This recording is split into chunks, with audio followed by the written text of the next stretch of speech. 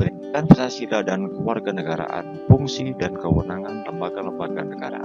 Materi ini merupakan materi kelas 10. Berikut ini adalah tujuan pembelajaran untuk materi PKN kelas 10. Suprastruktur dan infrastruktur sistem politik Indonesia.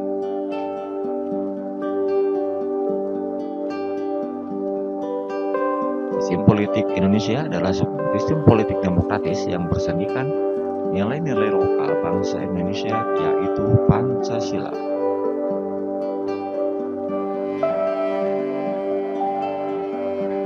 Suprastruktur politik Indonesia terdiri dari kekuasaan eksekutif, kekuasaan legislatif, dan kekuasaan yudikatif. Suprastruktur politik Indonesia terdiri dari partai politik, kelompok kepentingan, kelompok penekan alat, dan tokoh politik. Berikutnya lembaga-lembaga negara menurut Undang-Undang tahun 1945. Di antaranya adalah MPR, Majelis Permusyawaratan Rakyat, terdiri dari anggota Dewan Perwakilan Rakyat dan anggota Dewan Perwakilan Daerah. Undang-undang yang mengaturnya adalah Undang-Undang Nomor 17 Tahun 2014.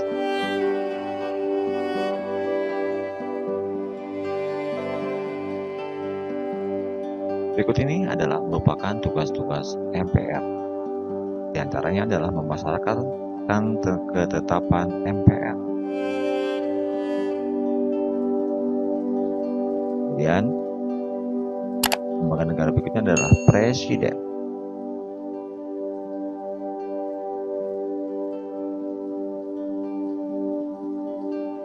Presiden Republik Indonesia merupakan pemegang kekuasaan pemerintah menurut Undang-Undang Dasar 1945.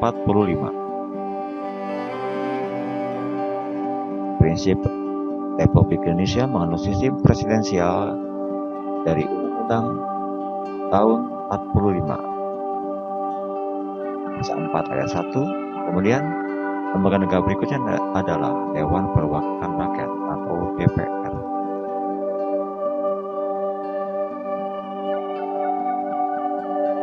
Susunan dan keanggotaan DPR diatur dalam Undang-Undang Nomor 17 Tahun 2014 tentang MPR, DPD, dan DPR. Fungsi DPR adalah legislasi, anggaran, dan pengawasan. Kemudian Dewan Perwakilan Rakyat memiliki hak interpelasi, hak angket, hak menyatakan pendapat. Berikutnya adalah Badan Pemeriksa Keuangan.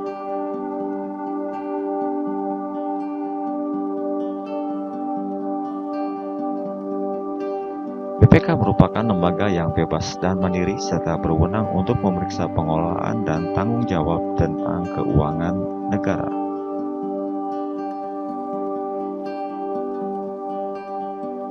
Untuk menunjang tugasnya, BPK Republik Indonesia didukung dengan perangkat undang-undang Nomor 17 Tahun 2003, Nomor 1 Tahun 2004, Nomor 15 Tahun 2004. Kemudian selanjutnya adalah lembaga berikutnya, Mahkamah Agung.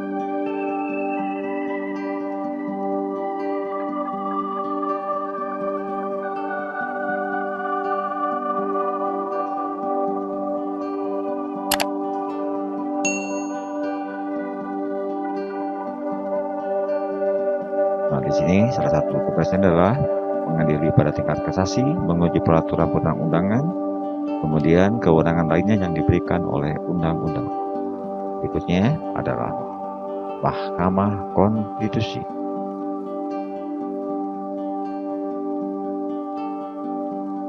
Mahkamah Konstitusi adalah salah satu pelaku kekuasaan kehakiman sebagaimana dimaksud dalam UUD Republik Indonesia tahun 45.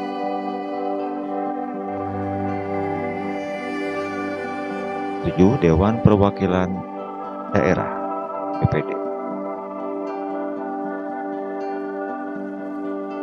DPD merupakan salah satu lembaga perwakilan rakyat dan bagian keanggotaan MPR yang dipilih melalui pemilu dari setiap provinsi.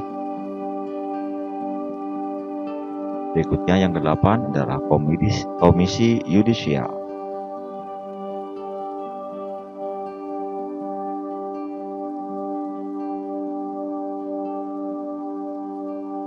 Komisi Yudisial berperan dalam proses seleksi hakim agung dan melakukan pengawasan kepada para hakim. Berikutnya adalah pola pemerintahan yang baik.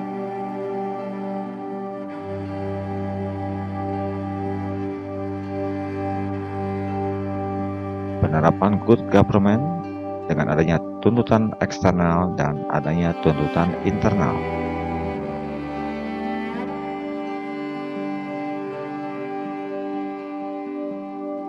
Nah, berikut ini adalah prinsip-prinsip good governance.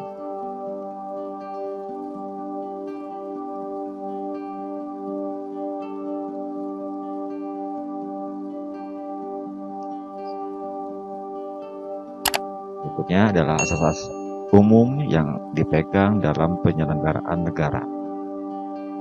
Ada 7 poin asas umum. Bagaimana partisipasi warga negara dalam sistem politik di Indonesia?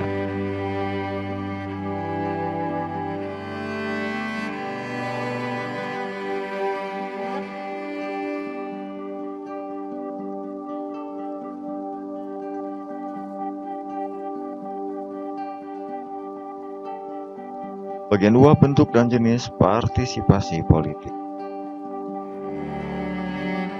Bentuk-bentuk partisipasi politik dapat dibedakan atas kegiatan politik berbentuk konvensional dan non-konvensional.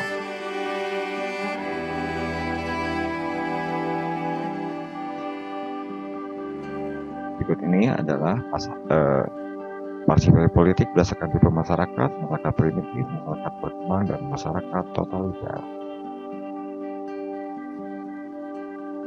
Partisipasi politik dapat terjadi dengan berbagai tujuan sebagai berikut.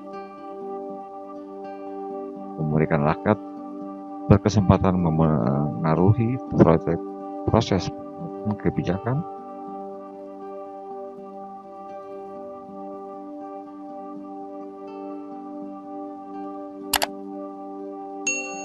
tingkatan partisipasi politik. Semakin luas ruang lingkup partisipasi politik, maka semakin rendah atau semakin kecil intensitasnya. Sebaliknya, semakin kecil ruang lingkup, maka partisipasi politik intensitasnya semakin tinggi. Contoh konkret dan ini dapat dilihat dari bidang politik, bidang ekonomi, bidang sosial, budaya. Oke, terima kasih. Sampai jumpa lagi pada materi-materi berikutnya.